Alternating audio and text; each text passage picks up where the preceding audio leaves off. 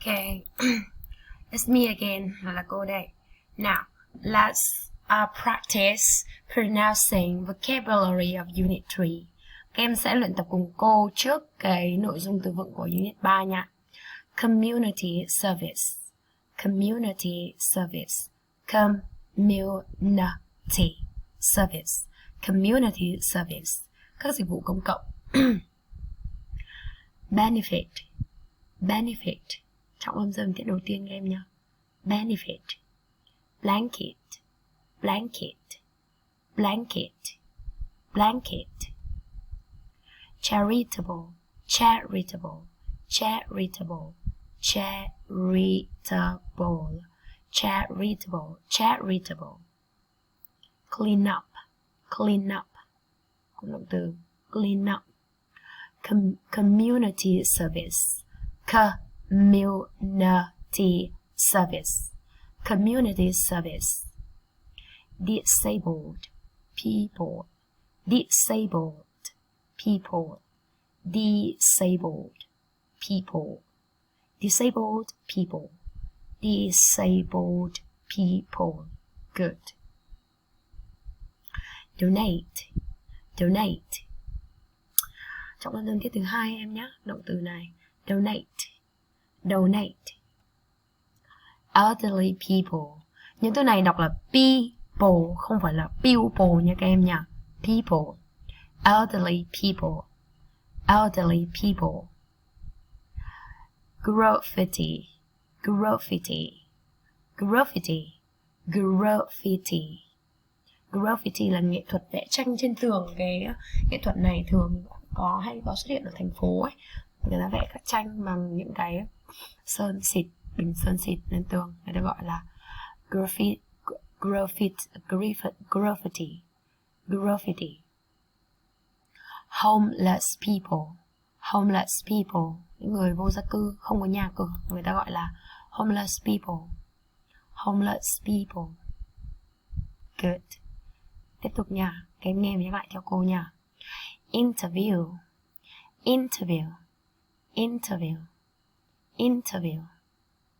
Interview vừa là danh từ, nghĩa là cuộc phỏng vấn, và động từ hành động phỏng vấn ai đó. Ok.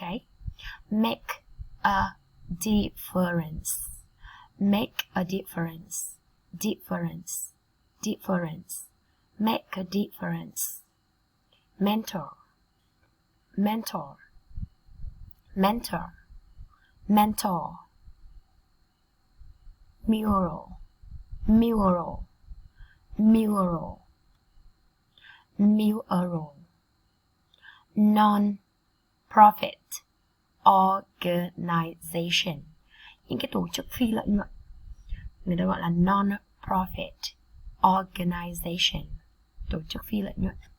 Nghĩa là sẽ có những cái tổ chức người ta sẽ đưa ra những cái chương trình dự án giúp đỡ người nghèo, trẻ em nghèo, không mang tính chất thu tiền hay không có mang tính chất tạo ra lợi nhuận từ những cái hoạt động đó dành cho người nghèo, trẻ em nghèo, thì người ta gọi là các tổ chức phi lợi nhuận.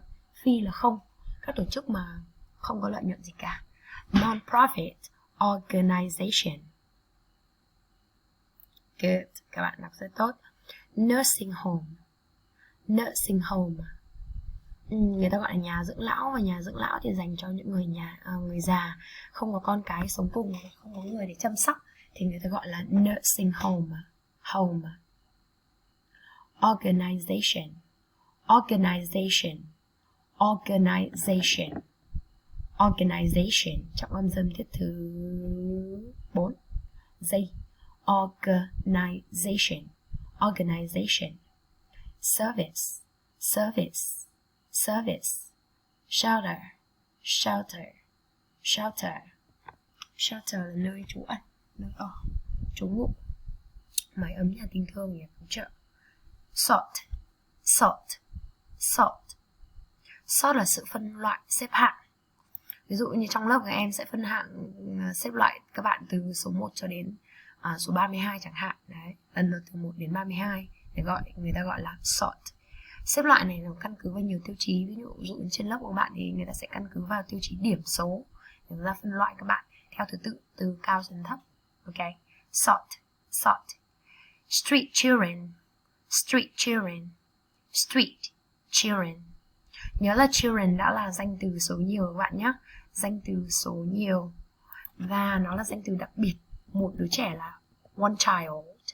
Từ hai đứa trẻ trở lên thì chúng ta sẽ có thành two children. Children. Ok. Chứ chúng ta không add thêm s vào đây đâu nha. Tuyệt đối không được thêm s vào từ children. To be forced. Forced. Âm đuôi ed ở đây các bạn đọc thành âm t cho cô nha. To be forced. Bị ép buộc cái gì đấy. Forced. Forced. To be forced. Hiện tượng rất là phổ biến ở giao thông Việt Nam đó là traffic jam. Traffic jam. Jam. Traffic jam. Traffic jam. Traffic jam. Tutor. Tutor. Thầy dạy thêm một giáo sư của các bạn ấy, người ta gọi là tutor. Tutor. Volunteer. Trọng âm dần chữ thứ 3 các bạn nha. Volunteer. Vừa là danh từ vừa là động từ. Danh từ nghĩa là người tình nguyện hoặc là tình nguyện viên, còn động từ của nó là xung phong, tình nguyện. Volunteer. Volunteer. Volunteer. Volunteer. Cụm từ này khá là dài này. Đó là use public transport. Use public transport. Các bạn đọc nhanh hơn cùng cô nào. Use public transport. Good try. Lại một lần nữa nhá. Use public transport. Good. Start a cleanup campaign. Start a cleanup campaign. Start a cleanup campaign. Campaign ở đây là cuộc vận động, cuộc kêu gọi gì đó. Plant trees. Plant trees. Plant trees. Punish people who make graffiti. Punish là trừng phạt, động từ trừng phạt ai đó. Cụ thể ở đây chúng ta trừng phạt ai? Trừng phạt những người mà vẽ bậy lên tường ấy. Người ta gọi là punish people who make graffiti. Punish people who make graffiti. Các bạn đọc nhanh như cô nào. Chỗ này là âm a, không phải âm u nhé các bạn nhé. Chúng ta đọc thành âm a. Punish. Punish. Punish people who make graffiti. Good. Và cụm từ cuối cùng rất là dài và khó, tuy nhiên là rất là thú vị. Các bạn thuộc lầu trong giáo cái cụm này sử dụng trong giao tiếp cực kỳ là hữu ích. Raise people's awareness. Raise people's awareness. Raise people's awareness. Đọc chậm nha. Raise people's awareness.